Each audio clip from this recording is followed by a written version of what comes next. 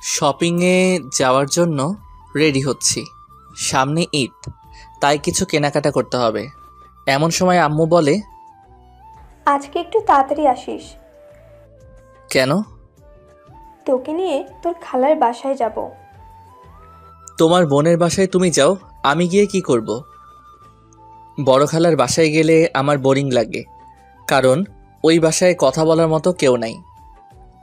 আরে যাব তো তোর জন্য, তোকে নিয়ে যাওয়ার জন্য বলেছে। আমার জন্য যাবে মানে? হুম, তোকে দেখে না অনেক দিন। ওকে, যাব। হুম, তাহলে শপিং করে আয় তাড়াতাড়ি। তারপর আমি শপিং করতে চলে আসলাম। আমার জন্য আর আম্মুর জন্য কিছু কেনাকাটা করে আবার বাসায় ফিরলাম। তাড়াতাড়ি ফ্রেশ হয়ে রেডি হো। আমি তাড়াতাড়ি ফ্রেশ হয়ে রেডি হয়ে নিলাম। চল বাবা, এখন রওনা দেওয়া যাক। 1 ঘন্টা পর খালার বাসায় এসে পৌঁছালাম। আরে বাবা মেহেদি, আসলে তাহলে আমাদের বাসায়? কতদিন হলো তোমাকে দেখি না, অনেক শুকিয়ে গেছো। অসুস্থ ছিলাম যে, এর জন্য শুকিয়ে গেছি। মনে মনে বলি, আমি মোটা ছিলাম কবে যে শুকাবো। ভিতরে যেতে বলবা না? বাইরে আর কত দাঁড়িয়ে থাকবো? আসো ভেতরে আসো, বিশ্রাম নাও তোমরা, আমি তোমাদের জন্য নাস্তা নিয়ে আসছি। নাস্তা শেষ করে আমি একটু ঘুরতে বের হলাম। আর খালার বাসার কাছে সুন্দর একটা জাদুঘর আছে, এটা আমার পছন্দের। জাদুঘরের ভিতরে প্রবেশ করার পর আমি পাশের কক্ষে কয়েকজন মেয়ের কণ্ঠ শুনতে পাই। তারপর আড়াল থেকে লুকিয়ে দেখি সুন্দরী একটা মেয়ে হাসতেছে, চুলগুলি বাতাসে উঠতেছে। মেয়েটার ঠোঁটের নিচে একটা তিলও আছে। অপরূপ সুন্দরী মেয়ে, নীল শাড়িতে একদম পরীর মতো লাগতেছে। প্রথম দেখেই পাগল হয়ে গেলাম। ইচ্ছে করছে এখনই গিয়ে বলে দেই, আমি তোমাকে ভালোবাসি পরি। হঠাৎ করে কে যেন আলিফা বলে ডাক দিল, আর তারপরই মেয়েটা হাওয়া হয়ে গেল। চারিদিকে অনেক খুঁজেও পেলাম না। ধুর, পরিচয়টাও হলো না। মনটা নিমিষেই খারাপ হয়ে গেল। অতপর আমি আবার ফিরে আসলাম খালার বাসায়। কি রে মেহেদি, তুই কোথায় ছিলি? ও, আপনাদের তো আমার পরিচয় দেওয়া হয় নাই। আমার নাম মাসুদুর রহমান মেহেদি। আমি মেরিন ইঞ্জিনিয়ারিংয়ে পড়তেছি, ফাইনাল ইয়ার। জি আম্মু, আমি একটু কাপাসাটিয়া মুক্তি সংগ্রাম জাদুঘরে ঘুরতে গিয়েছিলাম। ভালো করেছো, ঘুরলে তোমার মনটা ভালো থাকবে। আর ওই জাদুঘর অনেক সুন্দর। আমাকে সাথে নিয়ে যেতে পারিস না? আমিও একটু ঘুরে আসতাম। তুমি যে যাবে সেটা তো জানতাম না।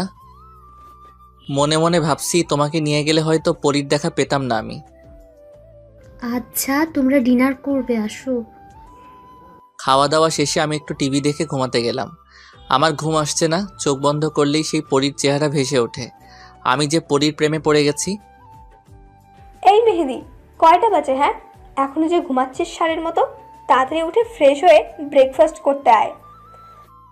মনে মনে এই রে পরীকে নিয়ে ভাবতে ভাবতে কখন ঘুমিয়ে গেছি মনেই নাই। আচ্ছা আম্মু, তুমি যাও, আমি আসতেছি।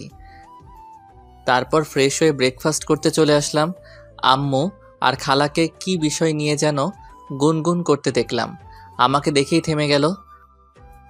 ঘুম হয়েছে রাতে? হ্যাঁ খালা। কথা বলতে বলতেই ব্রেকফাস্ট শেষ।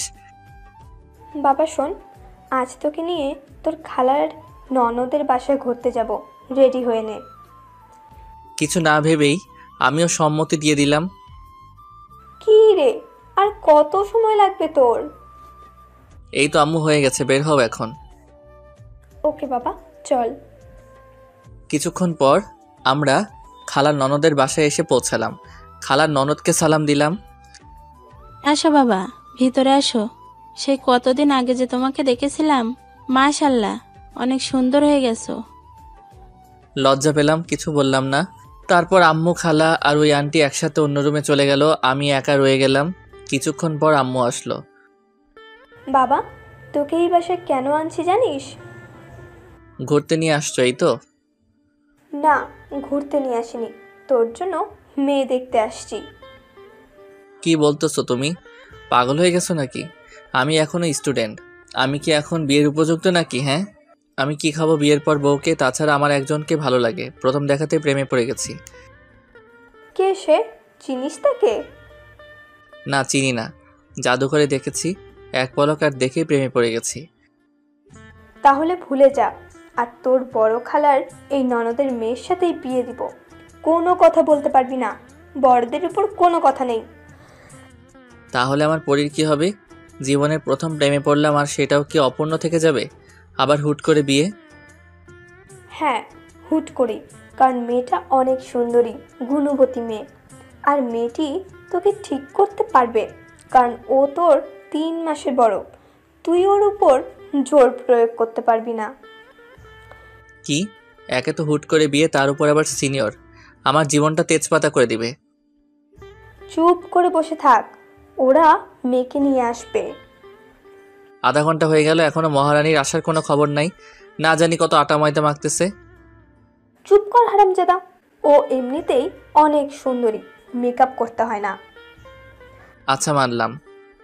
অতপর 45 মিনিট পর মহারানীর আগমন। লম্বা ঘোমটা দিয়ে আসছে, দেখার কোনো উপায় নাই। এসেই আম্মুকে পায়ে ধরে সালাম করে নিল না তো? আমার মাকে আমার কাছ থেকে কেড়ে নিল। বেঁচে থাকো মা, এখন লম্বা ঘুমটাটা সরাও, আমি আমার ছেলের হবু বউকে দেখি। মেয়েটি ঘোমটা সরিয়ে নিল। এ কি দেখছি? মাথা ঠিক আছে তো? না একটা চিমটি কেটে দেখি এটা বাস্তব না সত্য। উফ, অনেক জোরে চিমটি কেটেছি, ব্যথা পাচ্ছি। তাহলে তো এটি কোনো স্বপ্ন নয় রে বালক মেহেদি, এ তো আমার সেই জাদুঘরের হারিয়ে যাওয়া পরী। আর আম্মু ওর সাথে আমার বিয়ে ঠিক করছে। ব্যাপারটা মেঘনা চাইতে বৃষ্টির মতো। পরীকে নীল শাড়িতে যা লাগতেছে, পুরাই মাথা নষ্ট আমার। ইচ্ছে করছে বিয়ে করে এখনই পরীকে নিয়ে হানিমুনে চলে যাই। উফ, পিঠে চিমটি কাটে আবার কে? এই হারামজাদা, কি হয়েছে তোর? হা করে তাকিয়ে আছিস? কি হবে? হ্যাঁ, কিছু না তো, আমি ঠিক আছি। ইস, সবাই কি বুঝে ফেললো নাকি যে আমি পরিরূপের মায়ায় ডুবে গেছিলাম? মাশাআল্লাহ, অনেক সুন্দর লাগতেছে আজকে আলিফাকে। সুন্দর তো লাগবেই, খালা, বউটা যে আমার, আহা, ভাবতেই কত ভাল লাগে। আচ্ছা মিনারাপা, আপনারা কিছু বলছেন না যে? আমার মেয়েকে কি পছন্দ হয় নাই? এই পরীকে কার না পছন্দ হবে? আর হ্যাঁ, আপনাদের একটা কথা বলি, মিনারা হচ্ছে আমার আম্মুর নাম। ওদিকে আম্মু বলছে পছন্দ হবে না কেন? এরকম রূপবতী মেয়েকে পছন্দ না হবার কোনো কারণই নেই। আম্মু আমাকে উদ্দেশ্য করে বলে, কি রে, তোর পছন্দ হয়েছে? তুমি আমার মা, আর তোমার পছন্দই আমার পছন্দ। একটু ভাব নিয়ে বললাম, কারণ একটা মেয়ে যখন জানতে পারে যে একটা ছেলে তাকে অনেক ভালোবাসে, তার প্রতি দুর্বল, তখন মেয়েটা ছেলেটাকে পাত্তাই দেয় না। আলহামদুলিল্লাহ মিনারাপা, আপনার ছেলে যখন রাজি তখন বিয়ের দিন তারিখটা পাকা করে ফেলা যায়। অবশ্যই, আসছে শুক্রবারেই তাহলে পবিত্র কাজটা করা উচিত, যদি আপনাদের কোনো সমস্যা না থাকে।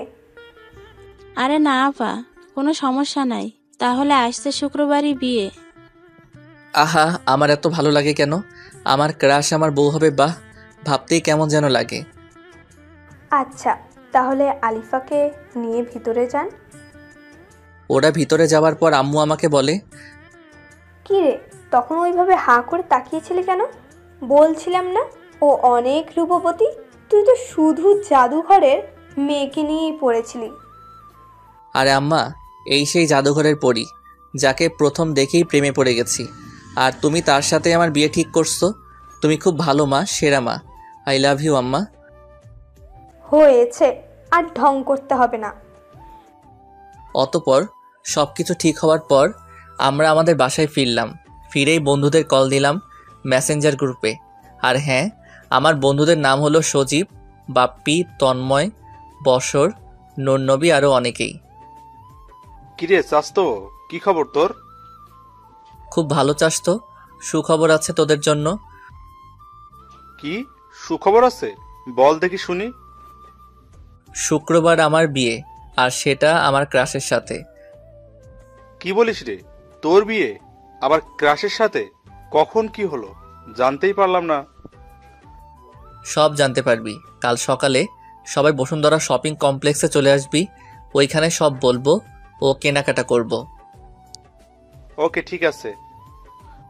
পরদিন সকালে বসুন্ধরা শপিং কমপ্লেক্সে গিয়ে ওদের সবাইকে নিয়ে কেনাকাটা শেষ করে রেস্টুরেন্টে খেতে বসে পুরো ঘটনাটা বললাম।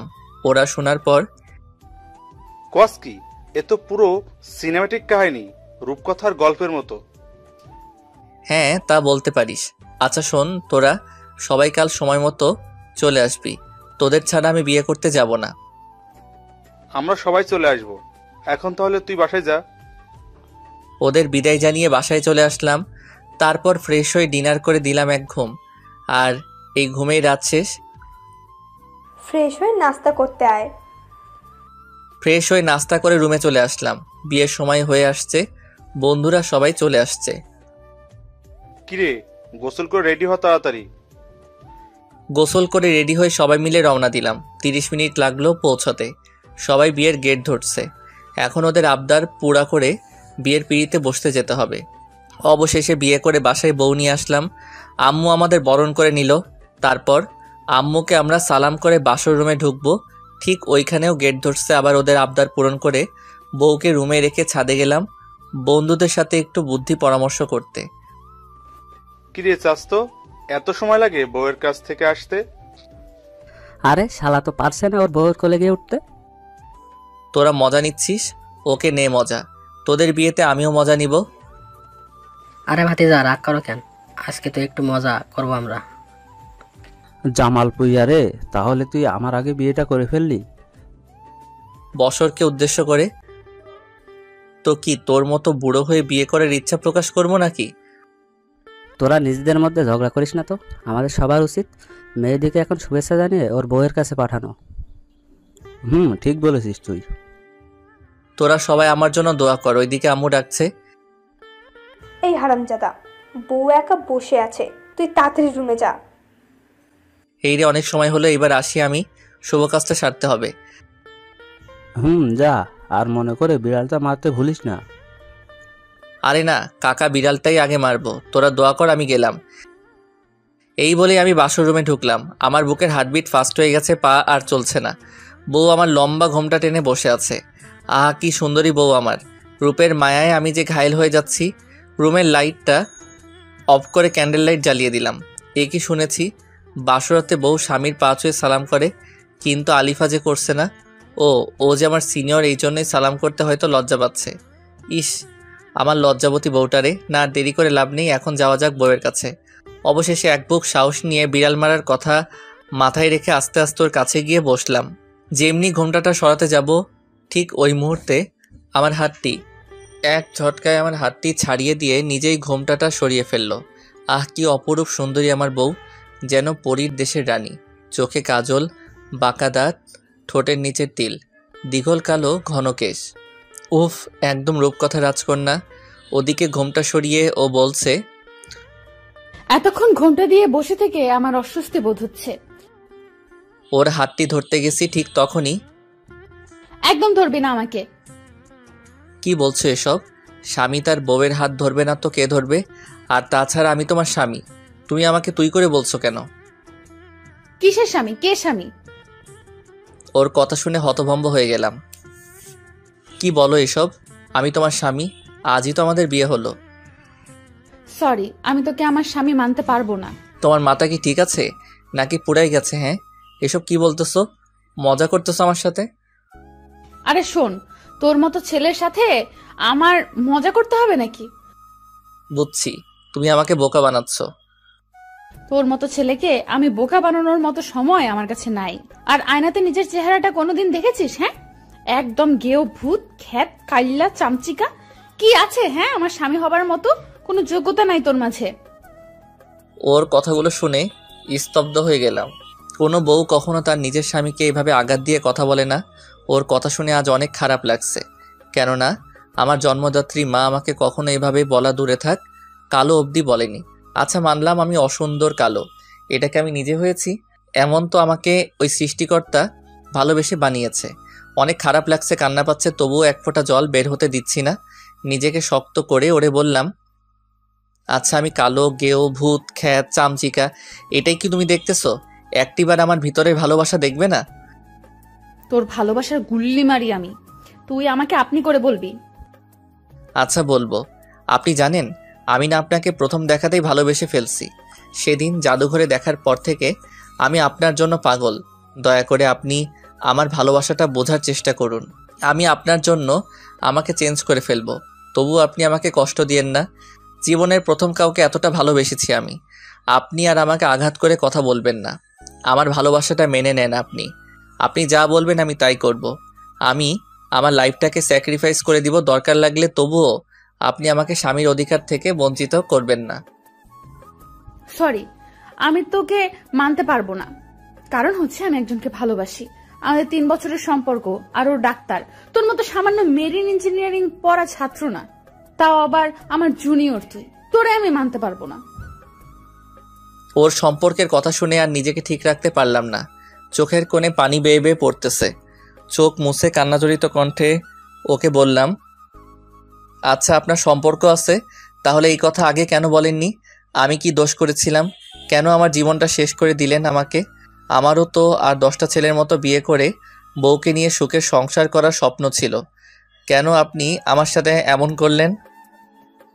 আমার কোনো দোষ নেই। আমি কেন তোর মতো ছেলেকে স্বেচ্ছায় বিয়ে করতে যাব? আমার মা আমাকে বলেছে বিয়ে করতে, আর মা ডাক্তারকে মানবে না, তাই আমাকে এত তাড়াতাড়ি হুট করে তোর সাথে বিয়ে বসতে বাধ্য করেছে। আচ্ছা বুঝলাম সব। এখন তাহলে আমার কি হবে? আমি কোন স্বপ্ন নিয়ে বাঁচব? তোর কি হবে সেটা তো আমি জানি না, সেটা তুই জানিস কি করবি। পারলে একটা রিলেশন করে বিয়ে করে নিস। আর হ্যাঁ, তুই কখনো আমার কাছে স্বামীর অধিকার চাইবি না, আমার কাছেও আসবি না। আমাকে কি মনে হয় আপনার কাছে? হ্যাঁ, ভালোবাসা এতই সস্তা নাকি যে আজকে আপনাকে ভুলে গিয়ে কালকে অন্যজনের সাথে রিলেশন করে বিয়ে করে ফেলবো? আমি আপনাকে ভালোবাসতাম, ভালোবাসি, আর ভবিষ্যতেও বাসবো, কিন্তু কখনো আপনার কাছে ভালোবাসা চাইবো না, কথাটি বলে দিলাম। আর এটাও শুনেন, আপনি নিজেই একদিন আমার কাছে আসবেন, ভালোবাসা ভিক্ষা চাইবেন, কিন্তু সেদিন আমি পাথর হয়ে যাব, ফিরিয়ে দিব আপনাকে, কিন্তু ভালোবাসবো ঠিকই আপনাকেই। একা জীবনটা কাটিয়ে দিব, তবুও ভালোবাসা চাইবো না। আর বললেন না আপনার কাছে যেন স্বামীর অধিকার নিয়ে না যাই। আরে শুনেন, আমি আপনাকে কোনোদিন টাচও করব না। আর যারে ভালোবাসেন তাকে নিয়ে সুখী হয়েন। ডিভোর্স দিয়ে দিব আপনাকে, চাইতেও হবে না। ডাক্তারের ভালোবাসা সত্যি হলে আপনি আমার বউ হবার আগেই ডাক্তার আপনাকে বিয়ে করে নিতে পারত। আপনি একদিন বুঝবেন আর কাঁদবেন, যেমন আজ আমি কাঁদতেছি। আচ্ছা, আর ফালতু বকিস না তো। তুই বসে বসে স্বপ্ন দেখ এই দিনের আশায়। আর ডিভোর্স তুই কি দিতে চাইবি? আমি নিজেই তোকে ডিভোর্সের জন্য বলতাম। তোকে আমার একদমই সহ্য হয় না। এখন ঘুমাবো একটু শান্তিতে। তুই আবার কোনো সুযোগ নিতে আসবি না। আমাকে টাচ করলে তোর আম্মুকে তোর নামে মিথ্যা অপবাদ দিব। ওকে যান, আপনি ঘুমান, আর আপনি নিশ্চিন্তে থাকেন, আপনাকে একটি ফুলের টোকাও দেয়া হবে না। আমি কিভাবে ঘুমাবো যদি তুই আমার সাথে একই খাটে ঘুমাতে চাস? আপনার সাথে আমি ঘুমাবো, পাগল হইনি আমি, বুঝছেন? আপনি খাটে ঘুমান, আমি সোফায় ঘুমাবো, নিচে ডাইনিং রুমে।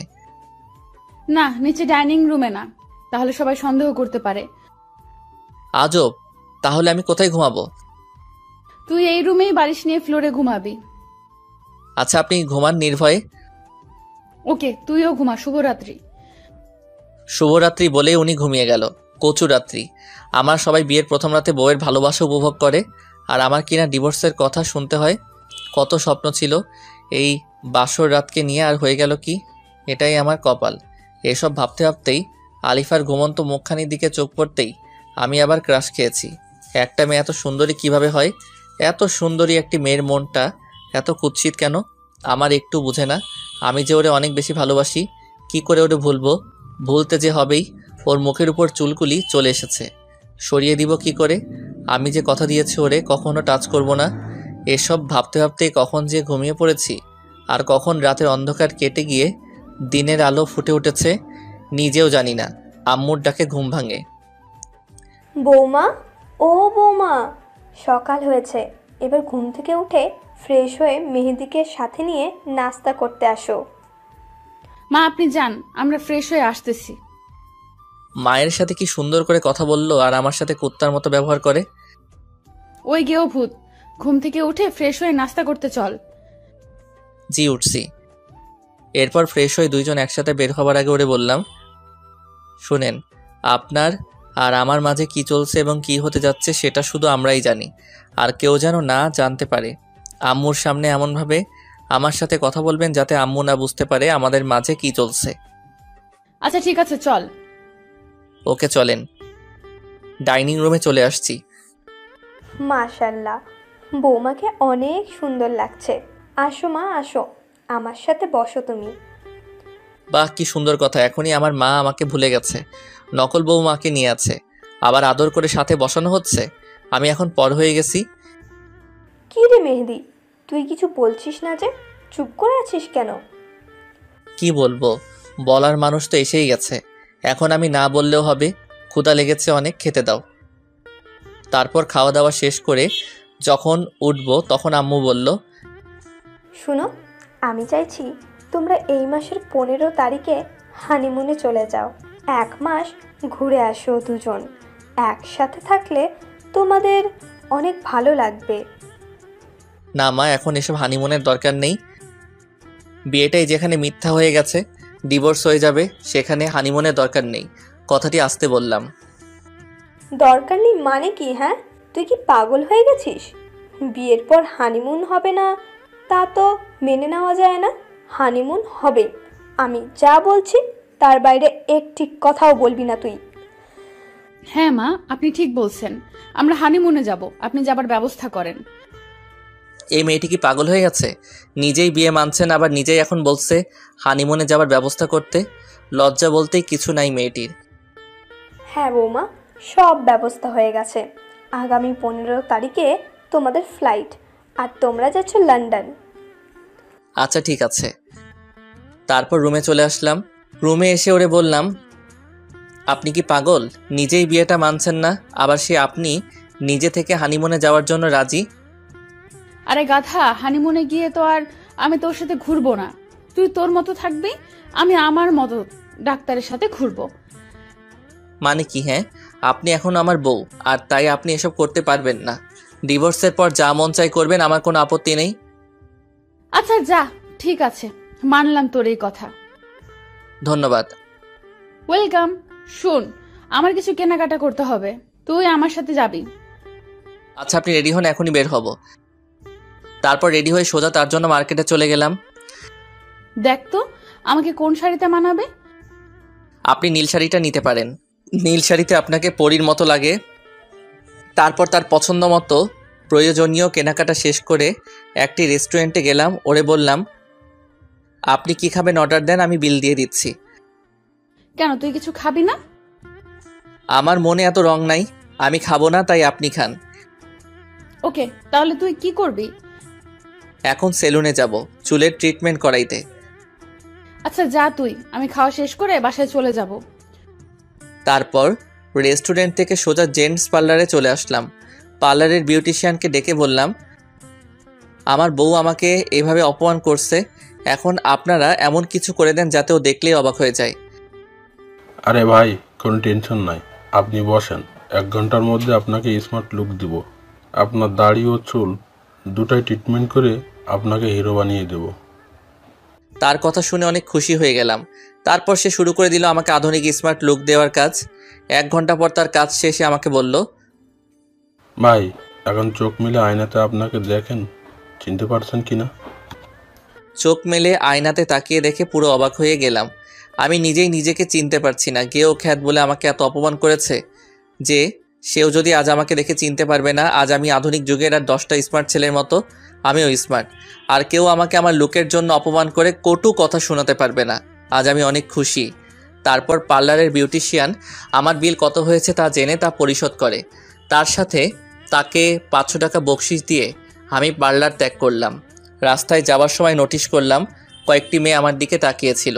এর মানে আমি এখন আর আগের মেহেদি নাই, এখন আমি এক নতুন মেহেদি, যাকে কেউ কখনো বাজে লোকের জন্য অপমান করতে পারবে না। ভাবনার ছেদ পড়ল বাসার সামনে এসে। এবার আমি নিজের মনোভাবকে চেঞ্জ করে বাসায় প্রবেশ করে রুমের দরজায় নক দিলাম। আর 2 বার নক দেওয়ার পর আম্মুর আদেশে আলিফা দরজা খুলতে আসে। দরজা খুলে অবাক দৃষ্টিতে আমার দিকে তাকিয়ে রইল আলিফা। তুই মেহেদি না? তোর একে পরিবর্তন চিনতেই পারছি না। খ্যাত থেকে স্মার্ট হয়ে গেলে কেমনে? তোর দিক থেকে তো চোখ সরাতেই পারছি না। আপনার চোখ সরাতে হবে না, আমি সরে যাচ্ছি। সরেন, আমাকে ভিতরে ঢুকতে দেন। আচ্ছা ভেতরে আয়, বলতো তুই এত স্মার্ট হয়েছিস কিভাবে? আগে তো আনস্মার্ট খ্যাত ছিলি। শুনেন, আমি আগে কেমন ছিলাম সেটা আমি ভুলে গিয়েছি। আর আপনি আমাকে আমার অসুন্দর আনস্মার্ট লোকের জন্য কম ছোট করেন নাই। এখন আর পারবেন না। মানুষ চাইলে যে কোনো মুহূর্তে পরিবর্তন হতে পারে, আর পরিবর্তনের কারণটা আজীবন মনে রাখে। আমিও মনে রেখে দিয়েছি আমাকে কতটা অপদস্থ করা হয়েছে, তা ভুলব না কখনো। আর এখন থেকে দেখবেন কিভাবে আমার ভালোবাসাও পরিবর্তন হয়ে যায়। আরে তোর পরিবর্তনে আমার কিছু আসে যায় না বুঝলি, কারণ আমি আমার ডাক্তারকে ভালোবাসি। বৌমা, তোমরা দুজনে কিসের আলাপ করছো? আর মেহেদি, তোর এত পরিবর্তন কিভাবে? আমি কত বলেছি নিজেকে পরিবর্তন করতে, করিসনি। আর এখন বউয়ের ভালোবাসা পেয়ে এত পরিবর্তন? এমনি হানিমুনে নিয়ে আলোচনা করছিলাম মা। কত বড় মিথ্যা কথাটা বললো ডাইনিটা। আর আমারও যে কথা ভালোবাসা পেয়ে নাকি এমন পরিবর্তন, সত্য কথা যদি জানতো মা অনেক বেশি কষ্ট পেত। যাই হোক, এবার বাস্তবে ফিরে আসা যাক। মা, বিয়ের পর সবাই পরিবর্তন হয়, তাই আমিও হলাম। তাছাড়া আমার বউ যে সুন্দরী, ওর সাথে মানানোর জন্য আমাকে তো একটু পরিবর্তন হতেই হবে, তাই না? তাছাড়া ওরও তো আশা থাকতে পারে যে ওর স্বামী অনেক স্মার্ট হবে, তাই সব কিছু ভেবেই এই পরিবর্তন।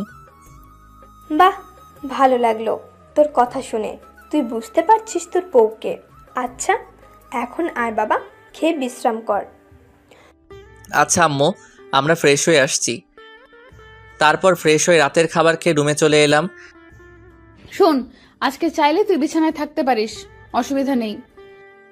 তার আর কোনো দরকার নেই, আমার কোনো চাওয়া নেই। সকল চাওয়া পাওয়াকে মাটি দিয়ে দিছি। আমি চাই না কারোর সাথে ঘুমোতে। নিচে থেকে বললাম তো, তাই দাম দিলি না। ওকে যা, ফ্লোরে ঘুমা। জি, আপনি বিছানায় আরাম করে নির্ভয়ে ঘুমান, আমি ফ্লোরেই ঘুমাবো। ওকে, গুড নাইট। দরদ দেখাতে আসছে আমাকে, চাই না কেউ আমার প্রতি দরদ দেখাক। নিজে তো আরাম করে ঘুমাচ্ছে, কষ্ট হচ্ছে আমার। নিজের বাড়ি আর নিজের কিনা বিছানা রেখে ফ্লোরে ঘুমাতে হয়, একেই বলে কপালের নাম গোপাল। যাই হোক, ঘুমিয়ে পড়ি। সকালবেলায় এই মেহেদি, ঘুম থেকে উঠবি না, সকাল হয়ে গেছে তো। কি হয়েছে? হ্যাঁ, কেবলই তো ঘুমিয়েছি, বিরক্ত করবেন না যান।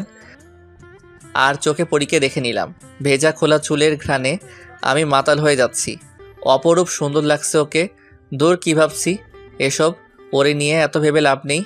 এখন ফ্রেশ হয়ে আসি। ফ্রেশ হয়ে সরাসরি নাস্তা করতে চলে গেলাম। আমার সামনে বসছে আলিফা। আমি খাওয়ার পাশাপাশি ওকেও দেখছি। বিষয়টা ও বুঝতে পারে। এই খাবারের সময় অন্যদিকে তাকাতে নেই, খেয়ে ওঠো। মা সাথে, তাই আজ বউ ভালোবেসে সুন্দর করে একটা কথা বলল।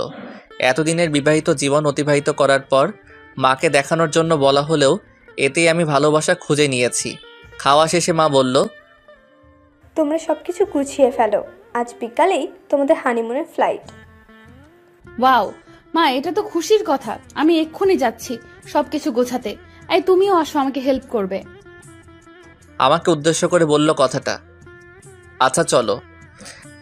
মনে মনে ভাবছি বউটা এত ভালো হলো কেমনে। আজ ওর কথাতে শুধু ভালোবাসা লেগে আছে।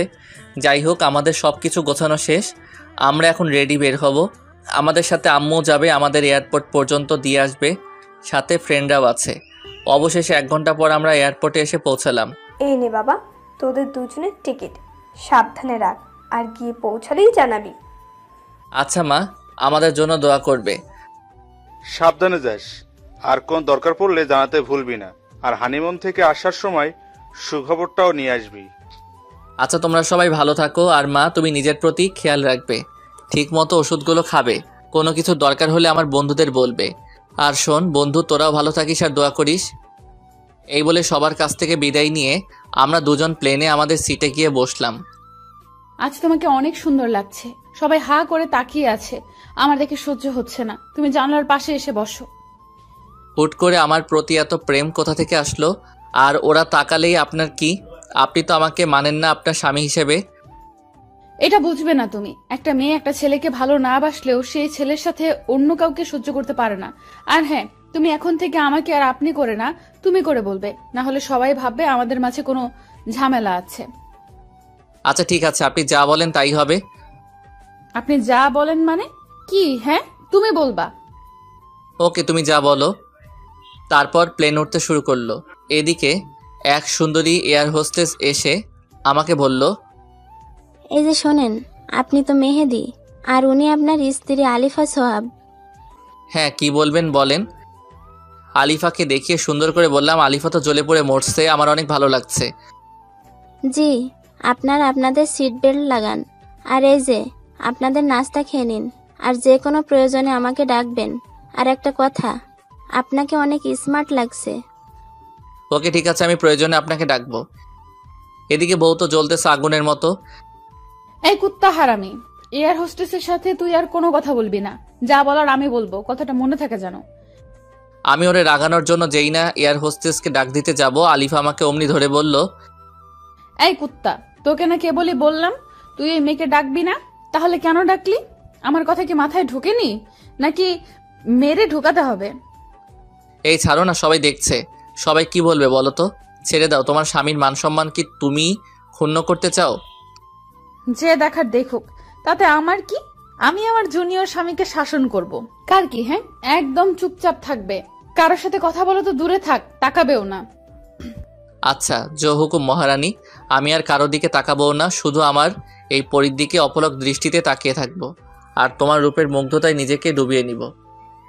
এই যাও তো দুষ্টু, এভাবে বলবে না, আমার লজ্জা লাগে, আর পরে তোমার প্রেমে পড়ে যাব। ওর হাতটি ধরে বললাম, সমস্যা নাই তো, স্বামীর প্রেমে তো স্ত্রী পড়বে। কিন্তু আমি যে ডাক্তারকে ভালোবাসি, ওরে ভুলতে পারবো না আমি। আমি তোমাকে এত বেশি ভালোবাসা দিব যে তুমি ডাক্তারকে ভুলে গিয়ে আমার ভালোবাসায় ডুব দিতে চাইবে। আচ্ছা দুষ্টু, এখন চুপচাপ করে বসো। এয়ার হোস্টেস আপু, দয়া করে একটু এদিকে আসবেন। জি ম্যাম, বলুন। আপনি এখন থেকে যা কথা বলার আমার সাথে বলবেন, আমার স্বামীর সাথে কোনো কথা বলতে হবে না। কিন্তু ম্যাম। কোনো কিন্তু নেই, আমি যা বলছি তাই করবেন। কথাটা ভালো করে মাথায় ঢুকিয়ে নেই। আচ্ছা ম্যাম, ঠিক আছে। তুমি এভাবে না বললেও পারতে। আমি কিভাবে বলবো না বলবো সেটা তোমার বলে দিতে হবে না। চুপ করে বসে থাকো আমার দিকে তাকিয়ে। আচ্ছা, ব্যাপারটা বুঝছি না, ও কি প্রেমে পড়লো আমার? হঠাৎ করে এত ভালোবাসা কেন দেখাচ্ছে? যাই হোক, আমি এত কিছু ভাবতে পারবো না, বরং ওর দিকে তাকিয়ে ওর রূপের মুগ্ধতায় ডুবে যাই। অতঃপর 3 ঘন্টা শেষে প্লেন অবতরণ করলো। এই আমার হাত ধরে নিয়ে নামো তো। একা একা চলে যাচ্ছে বউকে রেখে, কত বড় কলিজা। আচ্ছা আসো। তারপর আমরা এয়ারপোর্ট থেকে ট্যাক্সি নিয়ে সোজা বালির রিসর্টের কাছাকাছি একটি হোটেলে গিয়ে উঠি। হোটেলটি খুব নিরিবিলি জায়গায়, সমুদ্রের সাথে, তাই বারান্দা থেকে সমুদ্রের ভিউটা উপভোগ করা যায়। আমাদের পৌঁছাতে সন্ধ্যা হয়ে গেছে, তাই আর আজ সমুদ্র সৈকতে যাইনি। এসেই বাসায় ফোন দিয়ে আম্মুকে ও বন্ধুদের জানিয়ে বারান্দায় বসে সমুদ্রের তীরে আশ্রয় পড়া ঢেউ আর সমুদ্রের ভিউটা উপভোগ করছি। এমত অবস্থায়, এই আর কতক্ষণ বসে বসে থাকবো? আসো, ডিনার করে এসে গল্প করব। ওকে চলো।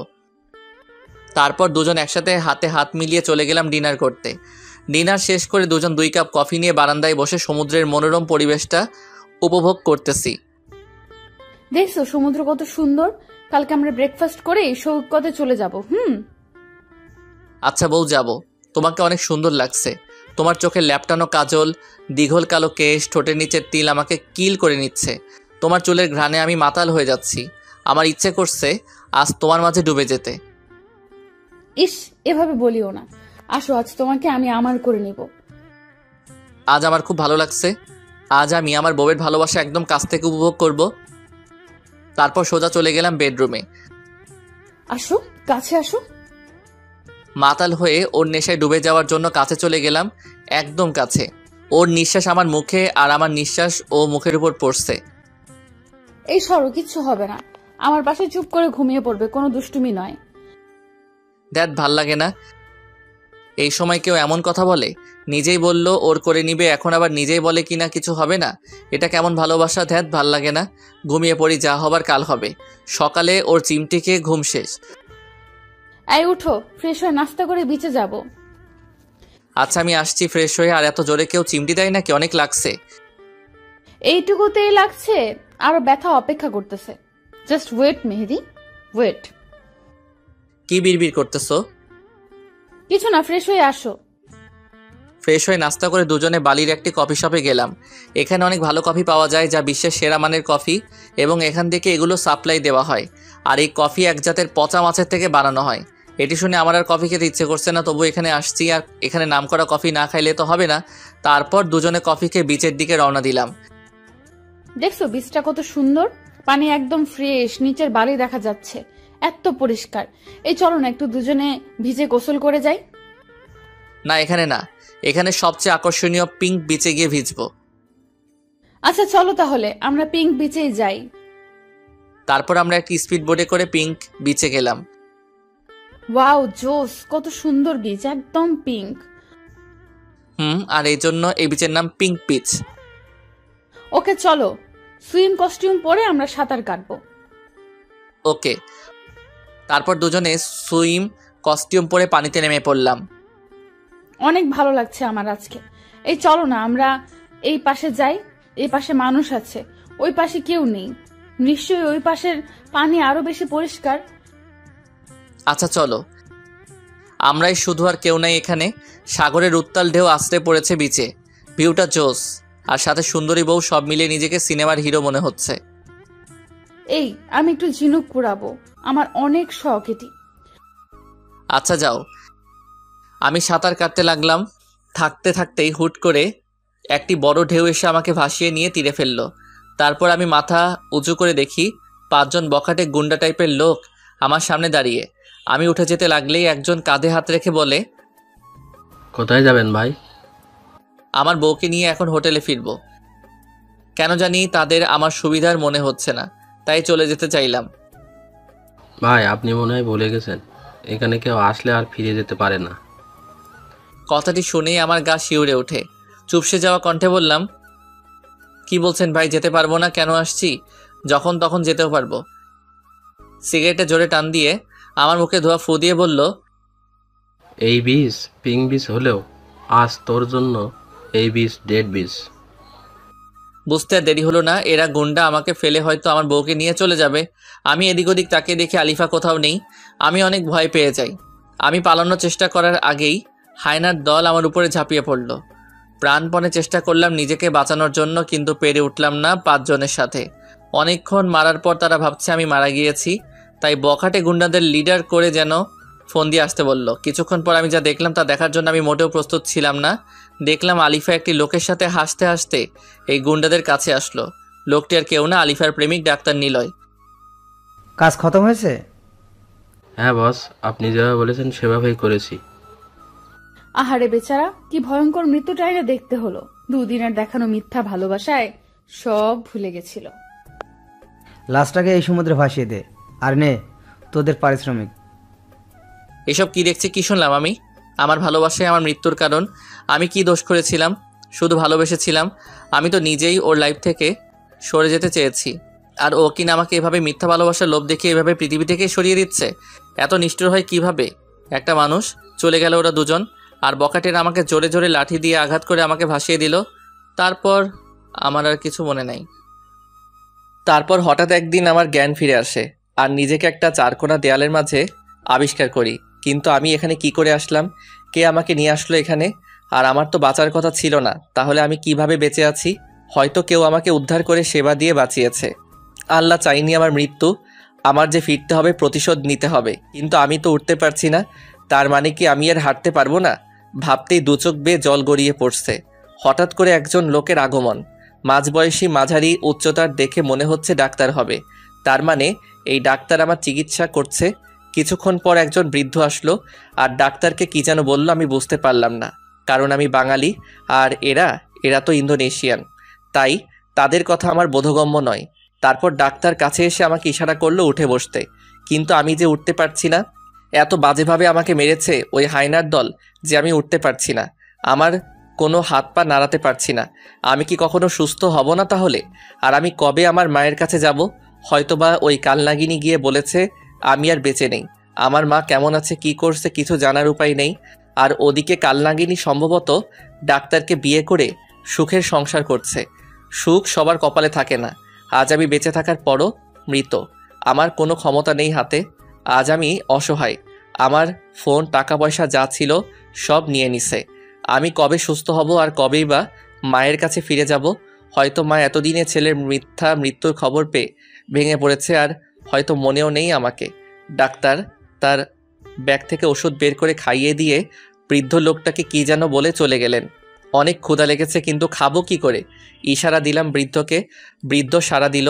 তাকে হাত মুখের দিকে দিয়ে বোঝালাম আমার খিদে পেয়েছে। তারপর বৃদ্ধ গেলেন আর আমার জন্য খাবার নিয়ে এলেন। এগুলো কি সামুদ্রিক জলচোদ্ভিদ প্রাণী? মনে হচ্ছে কোনো রকম সিদ্ধ করা। হয়তো আমি এতদিন যাবৎ এসবই খেয়ে আসছি। তারপর বৃদ্ধ তাদের নিজস্ব ভাষায় কাউকে ডাকলেন। কিছুক্ষণ পর একটি তরুণী দেখতে সাদা বর্ণের খাটো করে এগিয়ে আসলো।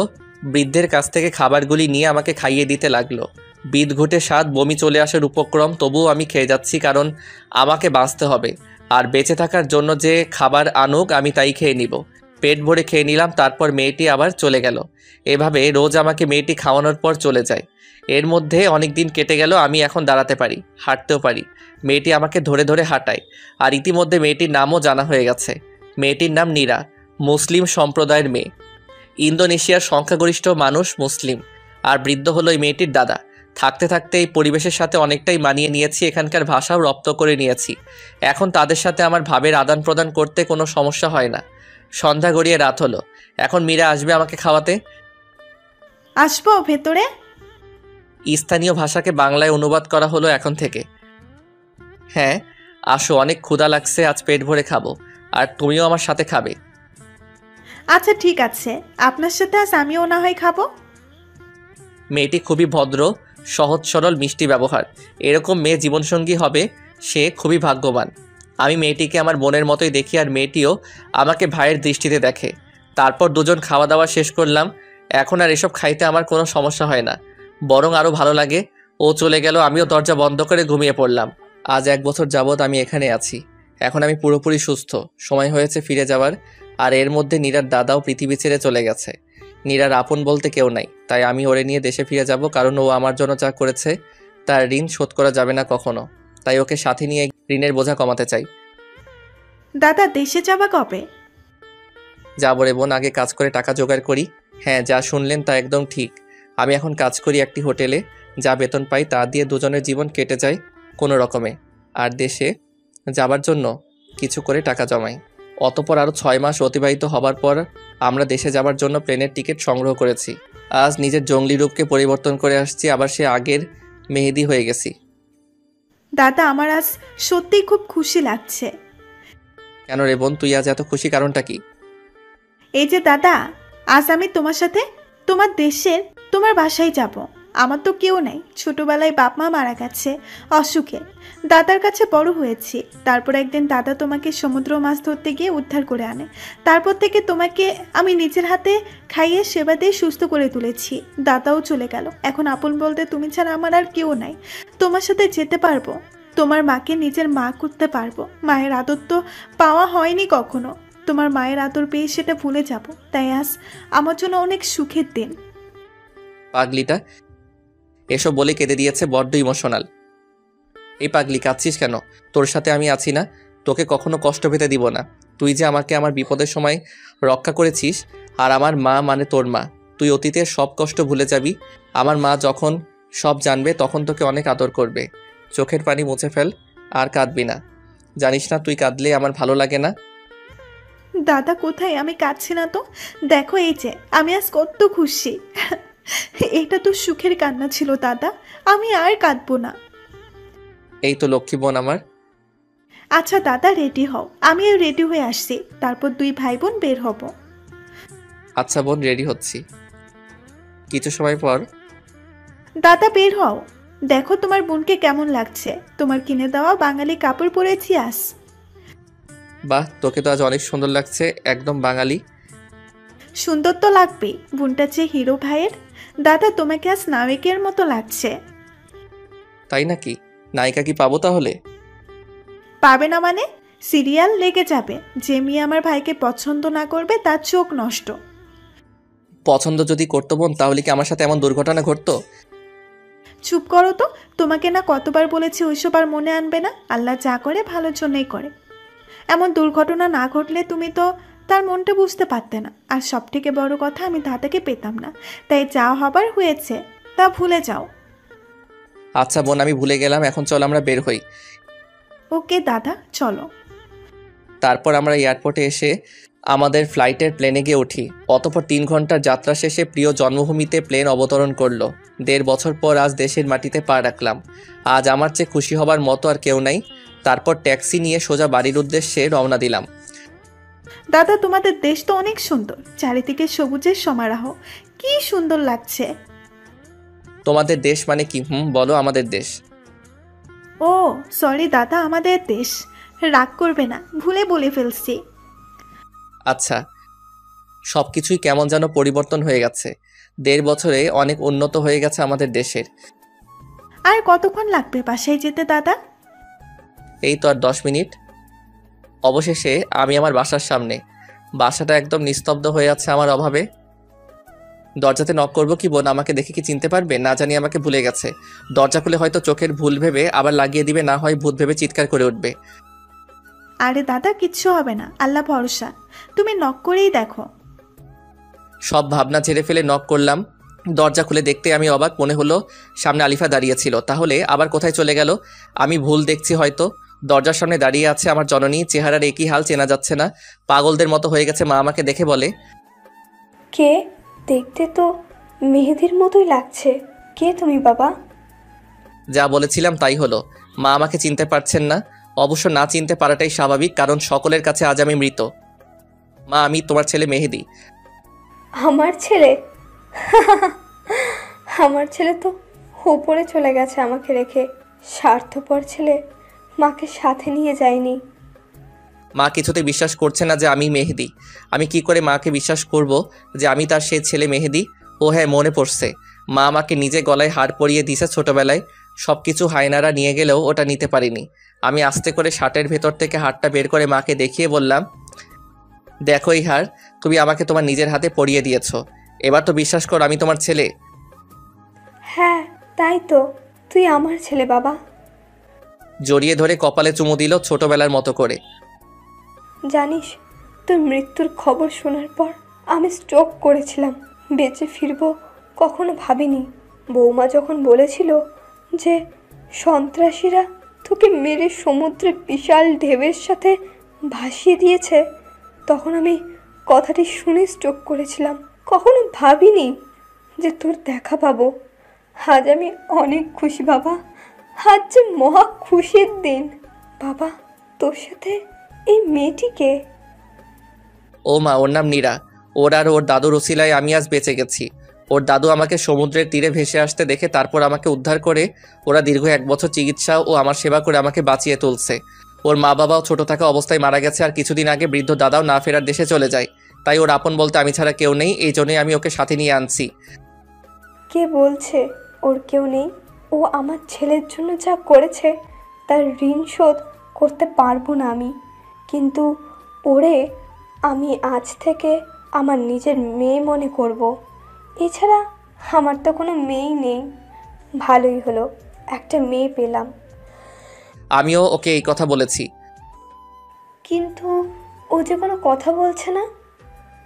ও যে ইন্দোনেশিয়ান, তাই বাংলা বুঝতে পারছে না। আমি ওকে তোমার বাংলা ভাষার কথাগুলো ওর ভাষায় বুঝাবো। আচ্ছা, তাহলে তুই ফ্রেশ হয়ে আয়, আর আমিও ওকে আমার সাথে নিয়ে যাই। আচ্ছা মা, ঠিক আছে। তারপর ফ্রেশ হয়ে খেয়ে নিলাম। আমি ঘুমাতে চলে গেলাম, আর আম্মুও নীরাকে নিয়ে ঘুমাতে চলে গেল। দীর্ঘ 1.5 বছর পর নিজের বাসায় ঘুমাবো, কিন্তু কেন জানি বারবার মনে হচ্ছে আমার কাছাকাছি কেউ আছে যে আমাকে প্রতি মুহূর্তে ফলো করছে। দূর এসব মনের ভুল। দিলাম এক লম্বা ঘুম। এক ঘুমে রাত গড়িয়ে দিন হয়ে গেছে। নীরার ডাকে ঘুম ভেঙে যায়। দাদা ওঠো, ফ্রেশ হয়ে নাস্তা করতে আসবে। আচ্ছা যাবো না, আমি আসছি। আচ্ছা আমি গেলাম, তুমি তাড়াতাড়ি আসো। ফ্রেশ হয়ে নাস্তা করে নিলাম। তারপর মাকে বললাম, মা সবাইকে আজ ডিনারে ইনভাইট করো, যেন আমাকে দেখে চমকে যায়। আচ্ছা ঠিক আছে, আজ তোর বন্ধুদের আত্মীয় স্বজনদের ইনভাইট করব। ওকে। তারপর আমি আমার রুমে গেলাম। ভাবলাম এখন বাইরে যাব না, রাতে সবাইকে চমকে দিব। কাল থেকে বের হব। এখন বরং ছাদে যাই, রুমে আর ভালো লাগছে না। তারপর সোজা ছাদে চলে গেলাম। ছাদের যে পাশে কাঠগোলাপের গাছ, ওই পাশে গিয়ে অতীতের সব কথা ভাবতে থাকলাম। আলিফার কথা অনেক বেশি মনে পড়ছে। না জানি কেমন আছে, ভালোই আছে হয়তো ডাক্তারের সাথে। কিন্তু কেন মনে হচ্ছে আমার সাথে কেউ আছে যে আমাকে ফলো করছে। মনে হচ্ছে আমার পেছনে কেউ দাঁড়িয়ে আছে। পেছন ফিরে তাকাতে কিছুই তো নেই, তাহলে এসব আমার মনের ভুল। কিন্তু চিলেকোঠার রুমের কর্নারে কিসের যেন শব্দ হচ্ছে। যা আছে কপালে ওইখানে কি আছে আমাকে দেখতেই হবে। এগিয়ে গিয়ে দেখে আমি ভয় পেয়ে গেলাম। একটি সাদা ছেঁড়া শাড়ি পরে একটি মহিলা দাঁড়িয়ে আছে। উস্কো খুস্কো চুলগুলি উঠছে, জীর্ণ শীর্ণ দেহ, কি যেন বিড়বিড় করে বলতেছে। আমি কিছু না ভেবে মাকে ডাকলাম, মা ও মা ছাদে আসো তো। মা হাজির হয়ে বলল, কি হয়েছে? এই অসময়ের ছাদে কি করিস? আর আমাকে ডাকলি কেন? ছাদে ওই অচেনা পাগলির মতো দেখতে কে ওইখানে দাঁড়িয়ে আছে দেখো তো। আচ্ছা সরে দাঁড়া, আমাকে দেখতে দে। ও, ওকে চিনিস নাই? আমি তো তাকে দেখিই নাই, চিনবো কেমনে? মনে হচ্ছে পাগলি। তাহলে দেখ। দেখি অবাক, ও আর কেউ না, আমার পরি, যাকে আমি অনেক ভালোবাসতাম। আর আমার ভালোবাসার দুর্বলতাকে পুঁজি করে আমাকে পৃথিবী থেকে বিদায় করে দিতে চেয়েছিল। কিন্তু মা, ওর এই অবস্থা হলো কি করে? তুই কিছুই জানিস না। কি জানি না, আমি খোলাসা করে বলো শুনি। শুন তাহলে, তোর উপর সন্ত্রাসী হামলায় ওর কোনো হাত নেই। যা করার ওই ডাক্তার করেছে। কি বলতেছো? আমি নিজ কানে শুনেছি। ওকে দিয়ে ডাক্তার এসব বলতে বাধ্য করেছে। আর তোকে মারার কোনো ইচ্ছেই ছিল না ওর। তাহলে আমার সাথে এসব ঘটলো কি করে? ও যখন তোর সাথে হানিমুনে যায়, তখন ও আস্তে আস্তে তোর প্রতি দুর্বল হতে থাকে। আর ওই ছেলের সাথে ঠিকমতো কথাও বলে না, ওই ছেলেকে ইগনোর করতে থাকে। আর ছেলেটি এসব মেনে নিতে পারেনি, তাই ওই ছেলেও ইন্দোনেশিয়া চলে যায় আর সন্ত্রাসীদের টাকা দিয়ে কবজা করে, তোর উপর আক্রমণ চালায়। এটা যখন আলিফা জানতে পারে, তখন তোকে বাঁচাতে চায়। কিন্তু ছেলেটা আলিফাকে ব্ল্যাকমেল করে, আলিফাকে বাধ্য করে ওসব বলতে। তারপর আলিফাকে দেশে এনে মারাত্মকভাবে শারীরিক নির্যাতন করে। আলিফা কিছু বলেনি? আলিফা অনেক বলছে, ভিক্ষে চেয়েছে ছেলেটার ভালোবাসা। কিন্তু ছেলেটা বলে ও নাকি আলিফাকে ভালোই বাসেনি, শুধুমাত্র ব্যবহার করার জন্য এসব করেছে। আলিফা এসব শুনে অনেক কান্নায় করে আর তোর জন্য আফসোস করে। ও তখন বুঝতে পারে ছেলেটি ওর জন্য ভুল ছিল। ছেলেটা অনেক নির্যাতন করে আমাদের বাসার সামনে এনে ফেলে দিয়ে চলে যায়। তারপর আমি বাইরে বের হলে ওকে উদ্ধার করি আর ওর মুখে সব ঘটনা শুনি। ও তোর সাথে খারাপ ব্যবহার করার জন্য নিজেকে দোষী ভাবতে শুরু করে আর পাগলামি শুরু করে দেয়। সুইসাইডও করতে গিয়েছিল, আমি বাধা দিয়েছি। এরপর তোর শোকেই মেয়েটি আস্তে আস্তে পাগল হয়ে যায়। ঠিকমতো খায় না, ঘুমায় না, শুধু তোর কথা বিড়বিড় করে বলে একা একা। নিজের অজান্তেই আমার চোখের পানি বের হয়ে আসলো। আমি যখন চেয়েছি বুঝেনি, আর এখন আমাকে এত ভালোবাসে। একদম চিনার উপায় নেই কি হয়েছে শরীরের অবস্থা, কত সুন্দরী ছিল আর কি হয়ে গেল। মা, ওরে চিকিৎসা করাওনি সুস্থ করে তোলার জন্য? অনেক চিৎকার করেছি, কোনো লাভ হয়নি। ডাক্তার বলেছে ও কোনো দিন সুস্থ হতে পারবে না। তবে কি মা, কোনো সুযোগ আছে নিশ্চয়ই? আমি ওকে সুস্থ করে তুলবই। ওকে সুস্থ করার উপায়টি হলো ভালোবাসা। মানে? হ্যাঁ, একমাত্র ভালোবাসার দ্বারা ওকে সুস্থ করা সম্ভব। ভালোবাসা পারে না এমন কিছুই নেই। ভালোবাসা পেলে বনের হিংস্র পশুও পোষ মানে। তাই একমাত্র ভালোবাসা দিয়েই ওকে আবার আগের অবস্থায় ফিরিয়ে আনা সম্ভব। সত্যি? তাহলে তো আমিই পারবো ওরে সুস্থ করে তুলতে, কারণ আমি ওরে অনেক বেশি ভালোবাসি। আমার প্রতিটি হৃদস্পন্দনের সাথে ও মিশে গেছে। হ্যাঁ, আমারও বিশ্বাস তুই পারবি। দোয়া করো মা, আমি যেন আমার ভালোবাসা দিয়ে ওরে আবার আগের স্বাভাবিক জীবনে ফিরিয়ে আনতে পারি। দোয়া করি বাবা, তুই সফল হো। কিন্তু আরেকটি কাজ যে আমাকে করতেই হবে মা। কি কাজ সেটা? আমার ভালোবাসার এই অবস্থার জন্য যে দায়ী, তাকে তো আমি ছেড়ে দিব না মা। হ্যাঁ বাবা, ওই জঘন্য মানুষটিকে বোঝাতে হবে যে কারো ভালোবাসাকে পুঁজি করে জীবন ধ্বংস করে দেওয়ার কষ্ট কতটা যন্ত্রণাদায়ক হয়। মা, তুমি শুধু দোয়া করো, আমি ওর প্রতিশোধ নিবই। এখন ওরে নিয়ে চলো রুমে।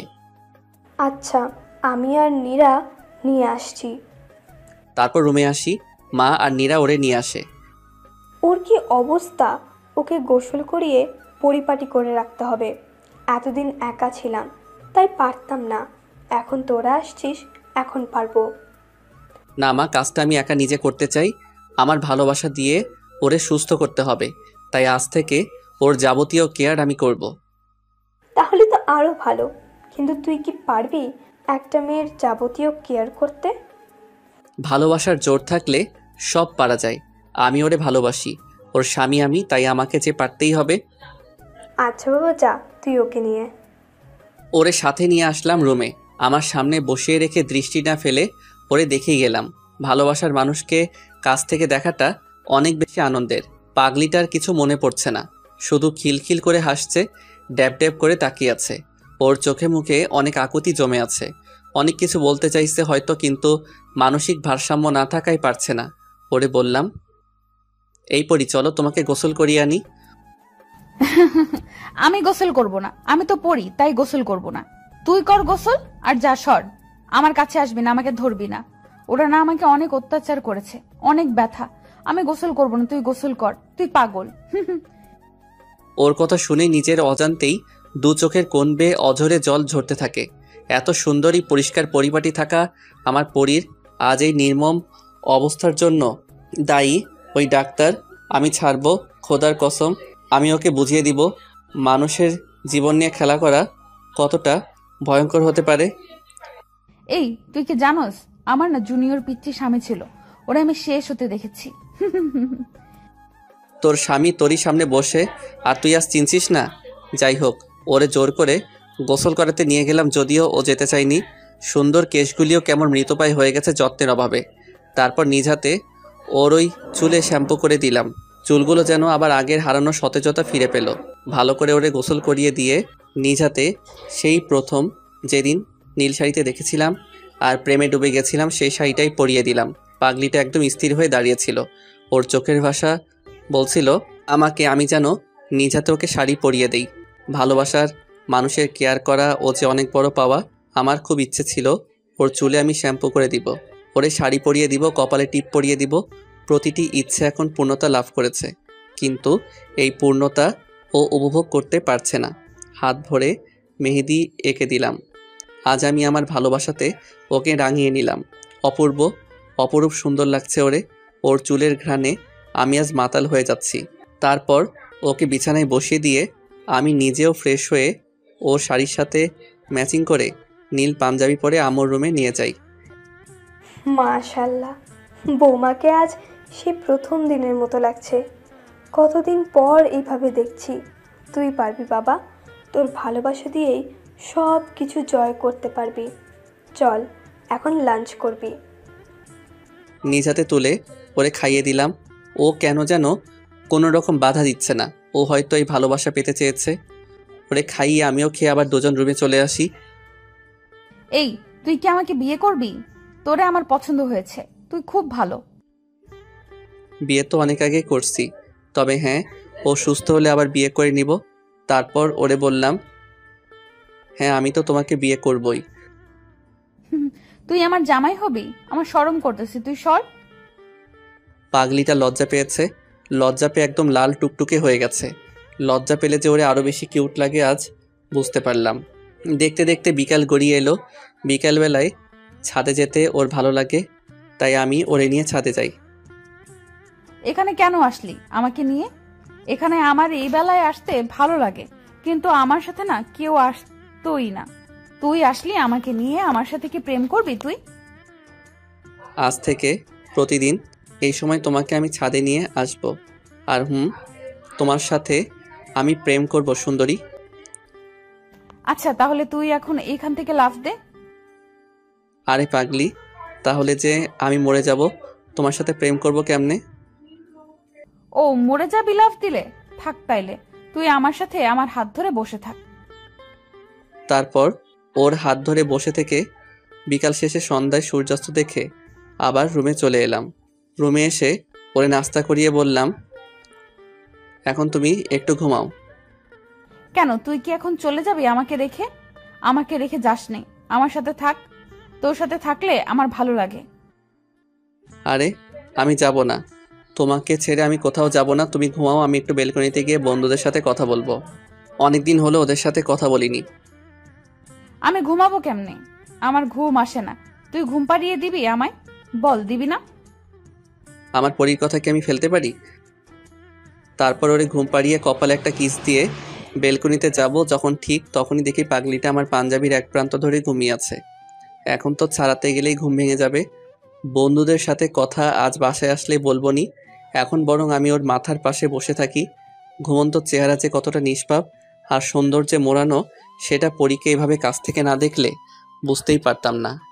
ওর কাজল কালো হরিণী চোখ, দীঘল কালো ঘন কেশ, ঠোঁটের নিচের তিল আর পরনে নীল শাড়ি আমাকে প্রতি মুহূর্তে নতুন করে ওর প্রেমে ডুবিয়ে দিচ্ছে। আমি যে সৌন্দর্যে মাতাল হয়ে যাচ্ছি, কিছু না ভেবে ওর কোমল হাতটি আমার হাতে রেখে দিয়ে কপালে একটি ভালোবাসার প্রতীক এঁকে দিলাম। আর তখনই ওর ঘুমটা ভেঙে যায় আর আমাকে টান দিয়ে বুকে জড়িয়ে নেয়। ছাড়বো না এখন। দেখি কেমনে যাস তুই। আমার কপালে কি করলি বলে দেবো তুই পচা। এই ছাড়ো, আর সবাইকে বলবা কেন? আমি তো তোমাকে ভালোবাসি তাই কিস করেছি। তুই পচা। আমি ঘুমিয়ে গেলে সুযোগ পেয়ে এসব করছিস। আমাকে না বলে আমি তোর আম্মুকে বলে দেবো। এই না পাগলি, নিজেদের মধ্যের ঘনিষ্ঠ মুহূর্তের কথা কাউকে বলতে নাই। কেন বলতে নাই? বললে কি তোকে তোর আম্মু মারবে? মনে মনে এই পাগলির সাথে মোটেও পাগলামি করা যাবে না, করলেই বিপদ। তার থেকে বরং ওর কথাতেই সাড়া দেই। হ্যাঁ, আম্মুকে বললে আমাকে অনেক মারবে, আর আমাকে আম্মু তোমার সাথে প্রেম করতে দিবে না, তোমার সাথে থাকতেও দিবে না। ঠিক, তাহলে বলবো না। এই তো ভালো মেয়ের মতো কথা। আমি ভালো আর তুই পচা। আচ্ছা আমি পচা, তুমি অনেক অনেক ভালো, খুশি হও এবার। আমি অনেক বেশি খুশি। তুই আমাকে একটা জিনিস দিবি? হ্যাঁ অবশ্যই দিব, বলো কি চাও। আমার একটা পুতুল কিনে দিবি? ওই পুতুল দিয়ে আমি খেলবো। হায় রে পাগলি, পুতুল নিয়ে খেলবে কয়েক বছর পর ওর বাচ্চা, আর এখনো বলয় ও নিজেই খেলবে। কি আর করার, সুস্থ হবার আগ পর্যন্ত পাগলামি সহ্য করতেই হবে। আচ্ছা কাল তোমাকে পুতুল কিনে দিব। তুই পচা না, খুব ভালো। তুমিও পাগলি। এদিকে আবার সবার আসার সময় হয়ে গেছে, আর মাকে বলছি আমার কথা গোপন রেখে আসতে বলতে, যাতে ওরা দেখে চমকে যায়। দাদা সবাই চলে আসছে, তুমি ভাবিকে নিয়ে নিচে চলে আসো। আচ্ছা তুই যা, আর কাউকে আমার কথা বলবি না, আমি তোর ভাবিকে নিয়ে আসছি। কোথায় যাবি আমাকে নিয়ে? নিচে ডাইনিং রুমে যাব। আচ্ছা, আমার হাত ধরে নিয়ে যাবি? বউয়ের হাত ধরে যেভাবে নিয়ে যায় ওইভাবে? ওইভাবেই নিব। ওদিকে আত্মীয় স্বজন, বন্ধু বান্ধব সবার সাথে কথা বলছে। আর হ্যাঁ, আজকে আমার জন্মদিন ছিল, তাই সবাইকে আজ বাসায় ইনভাইট করা হয়েছে। তোমরা সবাই কেমন আছো? হ্যাঁ ভালো আছি, আপনি কেমন আছেন? হ্যাঁ, আমিও ভালো। সবাই তো জানো আজ মেহেদির জন্মদিন। হ্যাঁ জানি, আজ যদি ও আমাদের মাঝে থাকতো তাহলে অনেক ভালো লাগতো। সবাই মিলে একসাথে কত আনন্দ করতাম। তা ঠিক। আর হ্যাঁ, তোমরা সবাই চোখ বন্ধ করো কিছুক্ষণের জন্য, একটা সারপ্রাইজ আছে। আচ্ছা বন্ধ করলাম আমরা চোখ। আলিফাকে নিয়ে ওদের সামনে চুপচাপ বসলাম। এইবার সবাই চোখ খুলতে পারো। সবাই চোখ খুলে অবাক হতভম্ব হয়ে গেছে, তাকিয়ে আছে অদ্ভুত দৃষ্টিতে। মেহেদি, তুই কিভাবে এখানে? বেঁচে আছিস তুই? আর আমরা সবাই ভেবেছি আমাদেরকে চলে গেছিস। না রে বন্ধু, তোদের সবাইকে রেখে কি করে যাব? আল্লাহ নিজেই হয়তো এটা চাইনি, তাই বাঁচিয়ে রাখছে। তোরে অনেক অনেক মিস করছি রে বন্ধু। এখন আর মিস করতে হবে না, আমি এসে গেছি। সবাই আবেগপ্রবণ হয়ে গেছে। সবার সাথে অনেক দিন বুকে বুক মিলিয়ে কোলাকুলি করে বার্থডে উদযাপন করলাম। সবাই বলো সারপ্রাইজটা কেমন ছিল? আন্টি, পৃথিবীতে এর থেকে বড় সারপ্রাইজ আর হতে পারে না। হারানো বন্ধুকে ফিরে পাওয়া যে অনেক আনন্দের, আর তাও আবার এমন একটা স্পেশাল দিনে। এখন তোমরা নিজেরা কথা বলো, আমি একটু আসছি। আচ্ছা আন্টি। কিরে, তোরা সবাই কেমন আছিস তাহলে? এতদিন তো বেটা কেউই ভালো ছিলাম না, তবে এখন অনেক ভালো আছি বন্ধু, তোকে ফিরে পেয়ে। ঠিক বলেছিস। তো তোরা কি বিয়ে টিয়ে করে ফেলছিস? না চাস্তো, বিয়ে করিনি, তবে এখন তুই আসছিস তাই বিয়ে করা হবে। কারে, মারিয়াকে নাকি আবার অন্য কেউ? মারিয়াকেই। জানিস না তো, তন্ময়ের পুষ্পিতার সাথে সব ঠিক হয়ে গেছে। আমার কপালটাই খারাপ, রাত্রিকে পাইলাম না। আরে রাত্রি নাই তো কি হয়েছে, দিন তো আছে। ভাবি তো দেখি সুস্থ হয়ে গেছে। হ্যাঁ, প্রায় সুস্থ হয়ে গেছে, ভালোবাসা দিয়ে সুস্থ করে তুলছি। এই ভালোবাসাটাই আমার হলো না, মিম আমাকে বুঝলোই না। চিল কাকা, মিম বুঝবে, টেনশন নাই। আলিফা সুস্থ হলে ওরে দিয়ে সবার ফিটিং করাবো। ওনারা কারা? কখন থেকে তুই কথা বলছিস আমার সাথে না বলে? ওরা সবাই আমার বন্ধু। ও আচ্ছা। মা আসো, সবাইকে খাবার দিয়ে যাও। মা এসে সবাইকে খাইয়ে দিল। খাওয়া দাওয়া শেষে ডাক্তারের ব্যাপারে ওদেরকে বললাম। তুই কোনো চিন্তা করিস না, ওই বেটা বজ্জাতকে উচিত শিক্ষা দিব। তার আগে বল, এই মেয়েটিকে আগে তো কখনো দেখিনি। তারপর সবাইকে পুরো ঘটনা খুলে বললাম আর নীরার পরিচয়ও দিলাম। ও আচ্ছা, বুঝতে পারলাম। তাহলে নীরাকে দিয়েই কাজ হবে, ডাক্তারকে উচিত শিক্ষা দেওয়া যাবে। না, ও পারবে না, এ দেশের ব্যাপারে ওর অভিজ্ঞতা নাই। নীরাকে বুঝিয়ে বললাম, ও বলল পারবে। তাহলে তো হলোই, এখন সব ব্যবস্থা করি। আচ্ছা। তারপর সবাইকে বিদায় জানিয়ে আলিফাকে নিয়ে রুমে আসলাম। এখন কি করবি, ঘুমাবি নাকি? না, এখন তোমাকে ছাদে নিয়ে গিয়ে গান শোনাবো। সত্যি? তাহলে এক্ষুনি চল। ওকে। তারপর ওকে নিয়ে ছাদে আসি। ওর শিউলি ফুল খুব পছন্দ, তাই আজকে আমি ওকে শিউলি ফুলের মালা গেঁথে দিলাম আর বেলি ফুলের মালা কোপায় বেঁধে দিলাম। ও অনেক খুশি হয়েছে আজ। ওর এই হাসি মুখ দেখার জন্য আমি রোজ শিউলি ফুলের মালা আর বেলি ফুলের মালা নিজ হাতে গেঁথে ওর খোপায় বেঁধে দিব আর বেলকনিটা কাঠগোলাপে ভরিয়ে দিব। কাঠগোলাপের সাধার মায়ার মাঝেই আমার ভালোবাসা খুঁজে নিবে। তারপর ওকে নিয়ে এসে আমার বুকে ওর মাথা রেখে ঘুম পাড়িয়ে দিলাম। ওর ঘুমন্ত মিষ্টি মুখটা দেখে কপালে একটি চুমু দিয়ে আমিও ঘুমিয়ে গেলাম। পরদিন সকালে নীরার ডাকে ঘুম ভাঙে। দাদা আর কত ঘুমাবে, এবার উঠে ফ্রেশ হয়ে ভাবিকে নিয়ে নিচে আসো। পরীকে ডেকে তুলে দুজনে ফ্রেশ হয়ে নাস্তা করতে গেলাম। এদিকে নীরা এখন বাংলা শিখে গেছে, মোটামুটি সব কিছু বুঝে বলতে পারে। নীরা, আজ তাহলে তোর কি কাজ জানিস? হ্যাঁ দাদা, খুব ভালো করেই জানি। আর কাজটা যেন সঠিকভাবে সঠিক উপায়ে করতে পারি, তার জন্য পরিকল্পনাও করে ফেলছি। বাহ, খুব ভালো কাজ। তাহলে আজ সকালে শুরু করে দে। আচ্ছা দাদা। নাস্তা শেষ করে আলিফা ও নীরাকে সাথে নিয়ে ঘুরতে বের হলাম। অনেকদিন পর বাসা থেকে বের হলাম, সেটাও আবার কিনা দীর্ঘদিন পর দেশে এসে। নীরাকে সব কিছু বুঝিয়ে দিয়ে ডাক্তারের ক্লিনিকে পাঠিয়ে দিয়ে আমরা দুজন ওখান থেকে চলে এলাম। সেদিকে ভেতরে আসতে পারি? হ্যাঁ আসুন। ধন্যবাদ। বসেন। আর আপনার কি সমস্যা বলেন। আমার তো সমস্যার শেষ নেই, অনেক রকম সমস্যা। সমস্যা নেই, বলেন সব। আমার রাতে ঘুম হয় না, বুকের বাপাসটা চিনচিনে করে ব্যথা করে। রোজ রাতে স্বপ্ন দেখে আমার এক ডাক্তারের সাথে ঘুরতে বের হয়েছি, এগুলোই আমার সমস্যা। পেয়েছি, এই মেয়েকে পাঠানো খুব সহজ হবে। এই মেয়েই আমার পরবর্তী টার্গেট। একে দিয়েই নিজের একাত্মিত্ব দূর করে পরে ছুঁড়ে ফেলে দিব। আচ্ছা, আপনি টেনশন করবেন না, এই ঔষধগুলি নিয়মিত খাবেন। আর এই নেন আমার নাম্বার, ওষুধ খেয়ে ফলাফল জানাতে ভুলবেন না। আচ্ছা ঠিক আছে, আমি এখন আসি। আর হ্যাঁ, আপনি অনেক স্মার্ট। ইস, কপাল খুলে গেল, এ তো মেঘনা চাইতে বৃষ্টি। ওহ তাই, ধন্যবাদ, আপনিও অনেক রূপবতী। ধন্যবাদ, আসি এবার, আবার দেখা হবে। আসুন। ইস, কাজ হয়েছে, আবার দেখা হবে, আরও কত কি হবে। আলিফাকে নিয়ে সবুজ প্রকৃতিতে উপভোগ করে বাসায় ফিরলাম। দাদা, কাজ তো হয়ে গেছে, বেটা পচাত নাম্বারও দিয়েছে, এবার শুধু ফোনটা দিব আর কাজটা হয়ে যাবে। দোয়া রইল বোন, তুই পারবি। তারপর লাঞ্চ করে দুপুরে লম্বা ঘুম শেষ করে বিকালে ছাদে গেলাম পরীকে নিয়ে।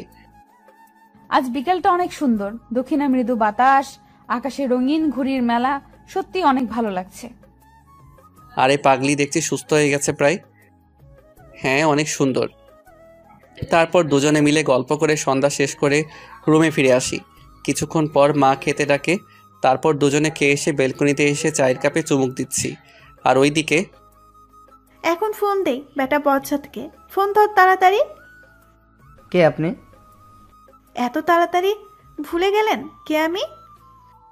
আহা, আপনি আপনার পরিচয় না দিলে কি করে বুঝবো আপনি কে? আর এখানে ভুলে যাওয়ার কথা আসছে কেন? আমি আপনার পেশেন্ট নীরা। ফোন দিতে বলে এখন নিজেই ভুলে গেছেন? আরে না, আমি তো আপনার ফোনের জন্যই অপেক্ষা করছিলাম। সত্যি আমার ফোনের জন্য অপেক্ষা করছিলেন? হ্যাঁ সত্যিই। কেন, আপনার ফোনের জন্য অপেক্ষা করতে পারি না নাকি আমি? না মানে আমার ফোনের জন্য তো কেউ অপেক্ষা করেনি কখনো, তাই বললাম। কেউ করেনি তো কি হয়েছে, আজ থেকে না হয় রোজ আমি অপেক্ষায় থাকবো। এভাবে বলবেন না, প্রেমে পড়ে যাব। সমস্যা নেই তো? আপনার স্ত্রী কষ্ট পাবে।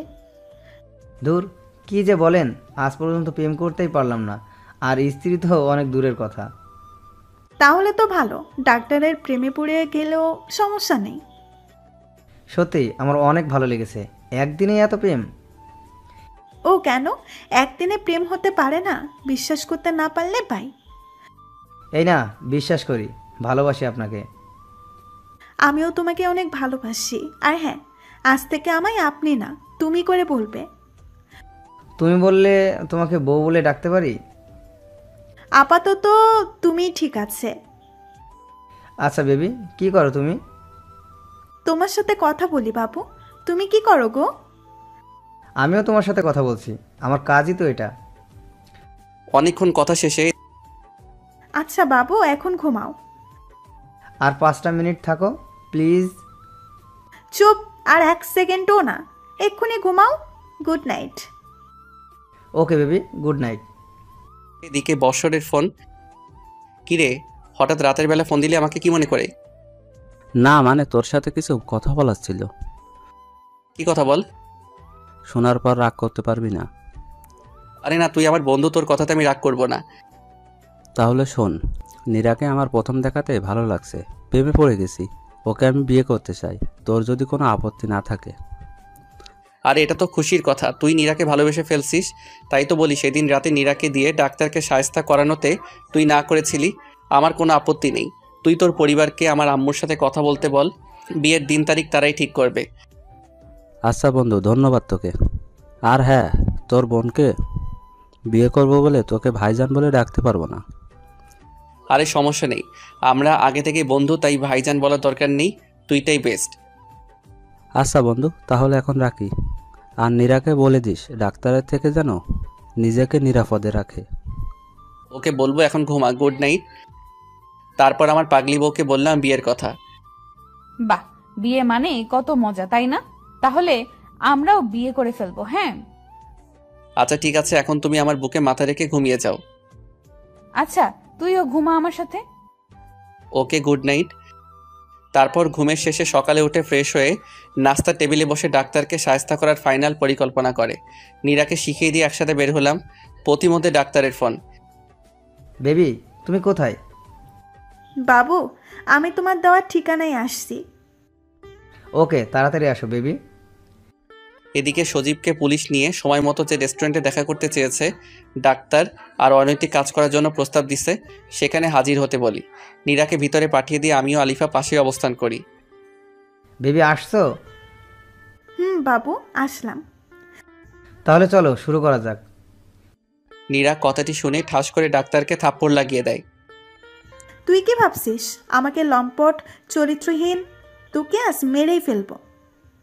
কি বলছো বেবি এসব? আসো শুরু করি। আমি সামনে গিয়ে বললাম, কি শুরু করবি রে বাইনচোদ? তুই কিভাবে বেঁচে আছিস?